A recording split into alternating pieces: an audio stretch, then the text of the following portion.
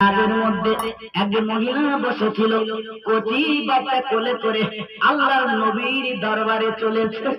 ওই মহিলা আমার মালিক রে, এই জাহাজের মধ্যে আমরা যত হাজি সাহেবানরা সবাই ডুবে যাব, সবাই মরে যাব, বাঁচার তো কোনো লাইন নেই, বাঁচার তো কোনো লাইন নেই। আয় আল্লাহ, আমি তো আর বান্দি, আমি ডুবে যাব, মরে যাব, তবে আল্লাহ আমার মায়ের পুতুল, আমার কচি বাচ্চা আমার কোলে, আমি বাচ্চার মৃত্যু কেমন করে দেখব?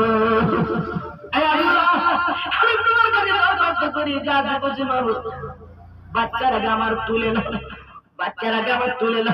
আমি বাচ্চার মৃত্যু আমি মা দেখতে পারবো না, কারণ আমি মা